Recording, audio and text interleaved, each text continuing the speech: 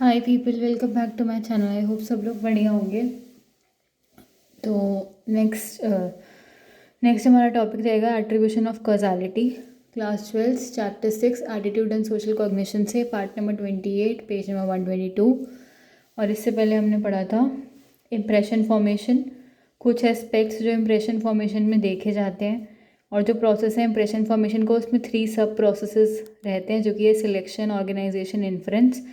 And then हमने देखा था कि प्रिमेसी इफेक्ट होता है और हैलो इफेक्ट होता है एंड रिसेंसी इफेक्ट होता है।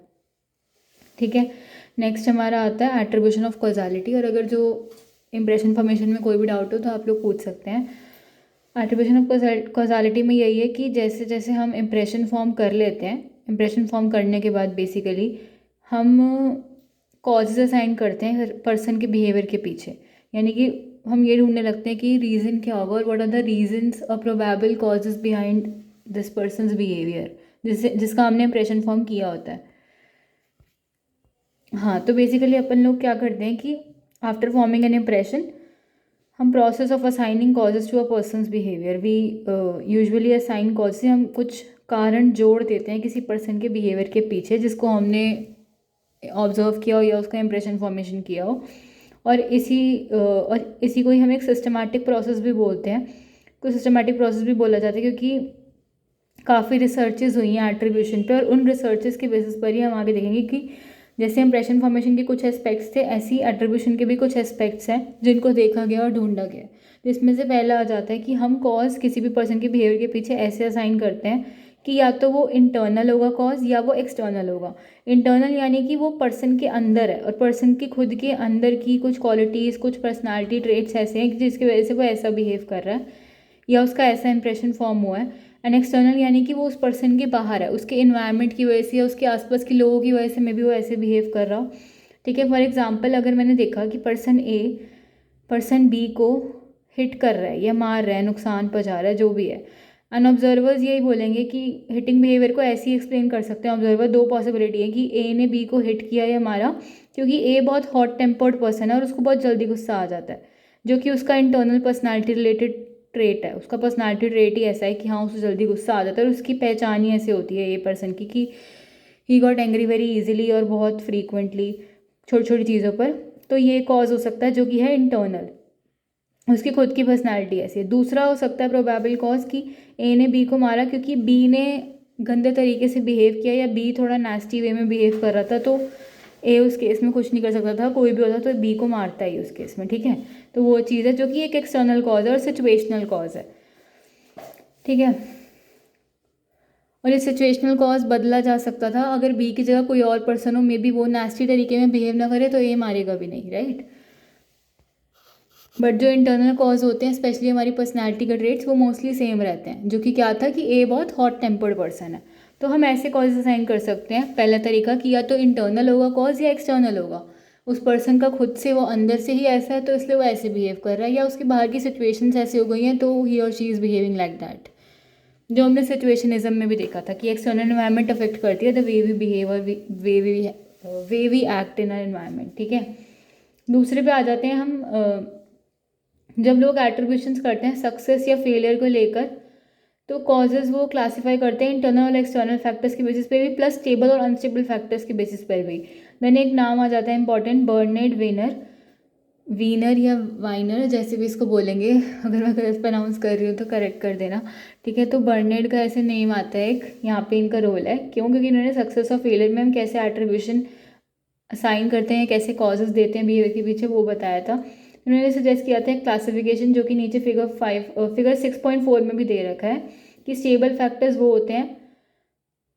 रेफर्स टू दोस कॉजेज या वो वाले फैक्टर्स जो चेंज नहीं होते हैं टाइम के साथ साथ, वो नाम से ही पता लग रहा है क्योंकि वो स्टेबल है, फिक्स्ड है। एंड अनस्टेबल फैक्टर्स होते हैं जो चेंज होते हैं टाइम के साथ साथ भी, सिचुएशन के साथ साथ भी, and depending on the person, place, time, मतलब एवरीथिंग। एंड अनस्टेबल फैक्टर्स वही है, नाम से ही पता लग रहा है ये भी कि दे डू चेंज। अब नीचे इनका 6.4 का winners classification of causal factors करके दे रखे हैं। यहाँ पे इंटरनल फैक्टर्स में एबिलिटी है, हार्डवर्क है, एफर्ट है। एक्सटर्नल फैक्टर में हमारा फेट या लक हो गया, टास्क के करेक्टरिस्टिक्स हो गए, जो हम काम कर रहे हैं वो किस टाइप का है, उसका नेचर कैसा है।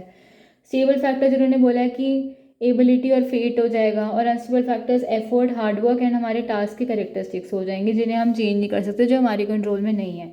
बट वो खुद के हिसाब से चेंज होते रहेंगे बिकॉज वो अनस्टेबल है। डिपेंड करता है ना कि मैं आज कोई काम कर रही हूँ मुझे वो आसान लगे, टास्क का करेक्टरिस्टिक्स ऐसा है, एंड कल मैं वही काम कर रही हूँ मुझे वो मुश्किल लगे। ठीक है, तो ऐसे करके इन्होंने दिया था, और ये टेबल हम 6.4 बाद में समझेंगे अच्छे से। तो पहले देख लेते हैं कि एट्रीब्यूशंस बनाते हुए एक ओवरऑल टेंडेंसी हो जाती है हम लोगों की कि हम ज़्यादा वेटेज देते हैं इंटरनल या डिस्पोजिशन फैक्टर्स को,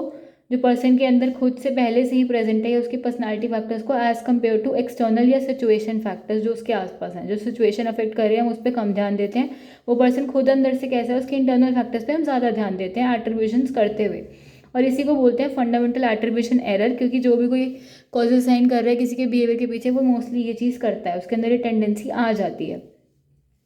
ये टेंडेंसी स्ट्रॉन्ग है कुछ कल्चर्स में एज़ कम्पेयर टू अदर्स, बाकी कल्चर्स। ठीक है, फॉर एग्जांपल रिसर्च ने ये दिखाया कि इंडियंस जो है वो ज़्यादा जो है एक्सटर्नल या सिचुएशन एट्रीब्यूशंस करते हैं as compare to Americans do. ठीक है, फॉर एग्जांपल रिसर्च शोज़ कि इंडियंस टेंड टू मेक और डू मोर एक्सटर्नल या situational attributions than Americans do. ठीक है, तो कंपैरिजन में एग्जांपल भी आ जाएगा ये वाला। देन नेक्स्ट है कि डिफरेंस होता है एक,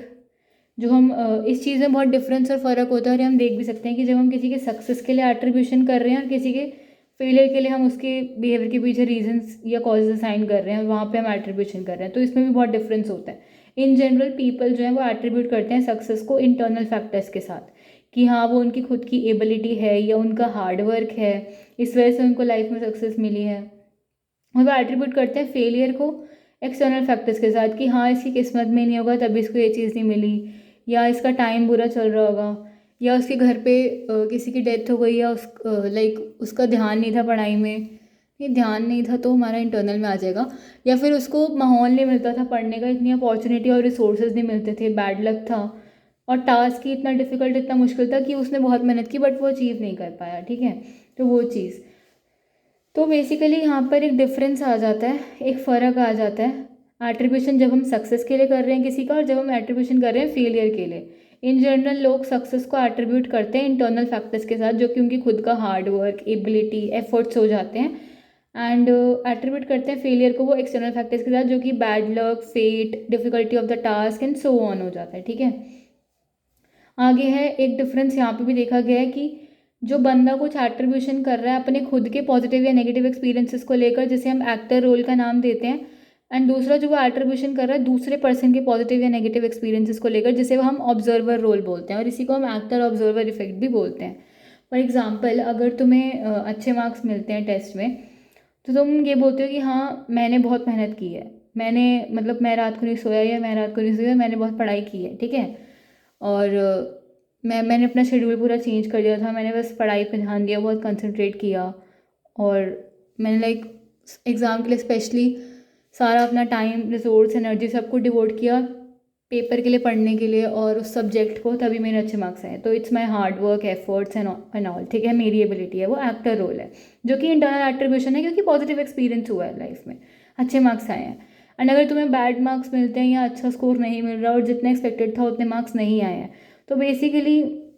ऐसे बोला जाता है, मतलब हम लोग ही ऐसे बोलते हैं, हम अपने बिहेवियर से भी देख सकते हैं कि मे बी मेरी किस्मत में ना हो, या मेरा उस टाइम टाइम ख़राब चल रहा था, मैंने तो बहुत कुछ किया बट ये मेरे हाथ में ही नहीं था, तो I was not able to control that, क्योंकि मैं अनलकी था उस टाइम पे, और टेस्ट ही इतना ज़्यादा मुश्किल था। मैं तो सब कुछ पढ़ के सब करके गया था, अच्छे से या करके गई थी, पूरा मैंने अच्छे से मेहनत की थी और ज़्यादा ही पढ़ा था, बल्कि फिर भी उसमें सिलेबस से बाहर का आया, या टीचर ने ही चेकिंग इतना लीनियंसी से नहीं किया और बहुत ज़्यादा मतलब ऐसे ऐसे देख के किया, और टेस्ट ही काफ़ी ज़्यादा मुश्किल था, टेस्ट ही काफ़ी ज़्यादा डिफिकल्ट था। ये एक्टर रोल आ जाएगा वापस से, यहाँ पर एक्सटर्नल एट्रीब्यूशन हो रहा है क्योंकि नेगेटिव एक्सपीरियंस हुआ लाइफ में, मार्क्स अच्छे नहीं आए। ऑन द अदर हैंड, अगर मेरा कोई क्लासमेट या कोई दोस्त जिसके अच्छे मार्क्स आ जाते हैं टेस्ट में, तो वी यूजुअली एट्रीब्यूट उसका सक्सेस को कि भाई इसकी किस्मत अच्छी होगी, इसका टाइम अच्छा चल रहा होगा, अदरवाइज़ ये तो पढ़ाई में लायक है, या टेस्ट ही इतना आसान होगा, ये ऑब्जर्वर रोल हो गया यहाँ पे। तो हम उसका एक्सटर्नल एट्रीब्यूशन कर रहे हैं पॉजिटिव एक्सपीरियंसेस के लिए, क्योंकि वो दूसरों को हुआ है पॉजिटिव एक्सपीरियंस, राइट। एंड अगर सेम क्लासमेट के ही बैड मार्क्स आ जाते हैं, तो वी आर लाइकली टू से व्हाट, कि हाँ वो उसी का फेलियर है, क्योंकि उसकी इतनी एबिलिटी नहीं थी, उसने ही इतनी मेहनत नहीं की और उसने ही कहीं ना कहीं लैक ऑफ एफर्ट दिया, उसने ही टाइम नहीं दिया पढ़ने में, और उसने यहाँ वहाँ वो फिरता रहा, हाँटता रहा या टाइम वेस्ट करता रहा, उसने ही पढ़ाई नहीं की। ये ऑब्जर्वर रोल है जहाँ पर इंटरनल एट्रीब्यूशन कर रहे हैं हम सामने वाले के नेगेटिव एक्सपीरियंसेस के लिए, राइट। और बेसिक रीज़न जो है इस डिफरेंस के लिए जो हमें दिख रहा है एक्टर और ऑब्जर्वर रोल में, वो यही है कि लोग हमेशा चाहते हैं कि वो अपनी एक अच्छी इमेज क्रिएट करें अपने सामने भी और दूसरों के सामने भी, ठीक है। और खासकर तब जब वो किसी और से कंपेयर किया जा रहा है उन्हें, तो एवरीबडी वांट्स कि हम अच्छे दिखें, हमारी एक नाइस और एक अच्छी इमेज क्रिएट हो किसी के भी सामने, राइट। इस वजह से सो फार इस चैप्टर में हमने देख लिया कि कॉग्निटिव और थॉट रिलेटेड एस्पेक्ट्स क्या होते हैं सोशल बिहेवियर के, एंड आगे हम देखेंगे कुछ एस्पेक्ट्स एक्चुअल बिहेवियर के जो कि हम ऑब्जर्व कर सकते हैं बाहर से, जिसमें आएगा सोशल फैसिलिटेशन आ जाएगा, कैसे उसमें अराउजल होता है, then evaluation, apprehension, then nature of the task भी अफेक्ट करता है, एंड को एक्शन आ जाएगा। फिर प्रो सोशल बिहेवियर कैसे हो रहा है, कैसे कोई किसी की भी हेल्प कर रहा है बिना कुछ इन रिटर्न एक्सपेक्ट करे, ठीक है, वो सारा प्रो सोशल बिहेवियर में आएगा। क्यों हो रहा है, इसके फैक्टर्स एंड ऑल एवरीथिंग हम पढ़ेंगे, ठीक है। तो अभी के लिए तो इतना ही था। एंड इसका एक्टर ऑब्जर्वर इफेक्ट का मैं ये भी एक एग्जांपल दे देती हूँ। जैसे मान लो कोई पर्सन बहुत रिच है, वो बहुत अच्छे से अर्न कर रहा है, उसको अपनी पसंद की जॉब मिल गई, वो लाइफ में काफ़ी सक्सेसफुल है। एग्जांपल शायद मैंने पहले भी दिया था, आई रिमेंबर मैंने दिया था शायद, ठीक है। तो ऐसे ऐसे करके है, तो वी यूजुअली से वॉट कि हाँ भाई इसकी किस्मत अच्छी होगी, इसके पेरेंट्स ने बहुत सपोर्ट किया होगा इसको, या इसने कहीं से लोन वगैरह लिया होगा इतना आगे बढ़ने के लिए, और इतनी मेहनत तो इसने करी नहीं होगी क्योंकि ये है नहीं मेहनत करने वाला इंसान, और ऐसे ऐसे करके तो हम उसका लाइफ में कुछ पॉजिटिव एक्सपीरियंस या कुछ पॉजिटिव हो रहा है उसके साथ, तो वो यूजुअली असाइन कॉजेज एक्सटर्नल देते हैं हम वहाँ पर, क्योंकि सामने वाले की लाइफ में कुछ पॉजिटिव हो रहा है, राइट। तो यूजुअली से कि हाँ ऐसे ऐसा होगा, इसका टाइम अच्छा चल रहा होगा, भगवान ने भी इसको सपोर्ट किया होगा, इसका साथ दिया होगा। एंड वहीं पे अगर वो बंदा, मान लो वही बंदा, उसको अपनी पसंद की जॉब नहीं मिलती है, या वो फेल हो जाता है, उसकी ग्रेजुएशन नहीं हो पाती है और उसको अपनी पसंद की जॉब नहीं मिलती, कहाँ वो इतना रिच था कभी किस टाइम पे, मतलब उसी पर्सन को मैं कंपेयर कर रही हूँ एज अनदर पर्सन जो कि एकदम पुअर है, लो सोशियो इकोनॉमिक स्टेटस से आ रहा है ऐसे कुछ पे, तो वहाँ पे भी डू वर्ड कि ये लोग ही ऐसे हैं,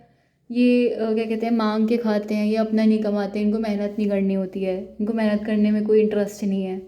और इनको आदत पड़ गई है ऐसे दूसरों के उस पर क्या कहते हैं, दूसरों पर डिपेंड होना और दूसरों के पैसों पे पलना एंड ऑल लाइक दैट। तो सामने वाले की लाइफ में कुछ नेगेटिव एक्सपीरियंस हुआ, we usually are doing what, हमने वहाँ पे उसको इंटरनल एट्रीब्यूशन दे दिया, उसी के अंदर कमी है, उसी इंसान में कहीं ना कहीं कुछ खोट आ रहा है, वहीं पे कुछ लैकनेस या स्कैरसिटी है, इस वजह से ही और she is like experiencing negative events in his और हर लाइफ, ठीक है। और वहीं पे कुछ पॉजिटिव हुआ तो बाहर से उसको बहुत कुछ बहुत अच्छा मिल गया, बहुत सारा अनकंडीशनल पॉजिटिव रिगार्ड मिल चुका है, काफ़ी ज़्यादा वो कहते हैं ना डिज़ायरेबल सपोर्ट एंड एवरीथिंग, सब कुछ मिल गया है, ऐसी अपॉर्चुनिटीज़ उसे दी गई हैं, तभी ही और she is growing very very well. तो usually we do like that, और उसको भी हम एक्टर ऑब्जर्वर इफेक्ट से समझ सकते हैं कि कहाँ हम खुद के सक्सेस के पीछे या फेलियर के पीछे या अपने पॉजिटिव और नेगेटिव एक्सपीरियंसेस के पीछे क्या कॉजेज साइन कर रहे हैं, और कहाँ हम लोग ही दूसरों के सक्सेस या फेलियर के पीछे और दूसरों के पॉजिटिव या नेगेटिव एक्सपीरियंसेस जो उनकी लाइफ में हो रहे हैं, ऑब्जर्वर बन के, ऑब्जर्वर का रोल निभा के वहाँ पे हम क्या उनको कॉजेज असाइन कर रहे हैं और वहाँ पे कैसे हम अपना ये दे रहे हैं, एट्रीब्यूशन कर रहे हैं, ठीक है। तो अभी के लिए इतना ही था। हमने आज देखा कि कैसे एट्रीब्यूशन होता है,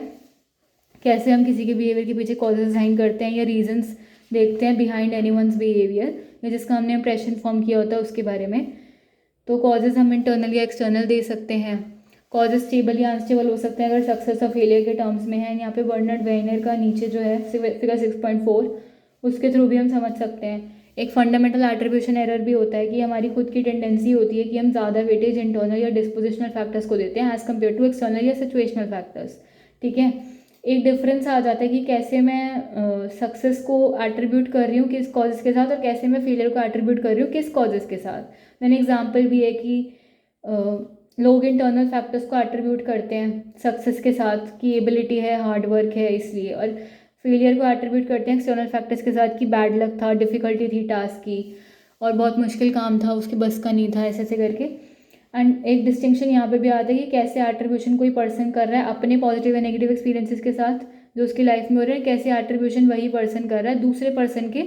पॉजिटिव एंड नेगेटिव एक्सपीरियंसेस के साथ जो दूसरे की लाइफ में हो रहे हैं। एक तरफ एक्टर रोल और दूसरी तरफ ऑब्जर्वर रोल, जो कि एक्टर ऑब्जर्वर इफेक्ट में हमने देखा एंड विद एग्जाम्पल हमने समझा इसको। नेक्स्ट में आएगा behaviour in the presence of others which is social facilitation and उसकी काफ़ी सारी चीज़ें आगे। ठीक है, तो अभी के लिए इतना ही। थैंक यू सो मच, समझ में आ गया होगा, आई होप सो। कुछ भी समझ नहीं आया हो तो प्लीज़ मुझसे पूछ लेना। एंड टू सपोर्ट जिज्ञासा Jaggu, and thank you so much अपना कीमती टाइम निकाल कर कीमती वीडियो देखने के लिए।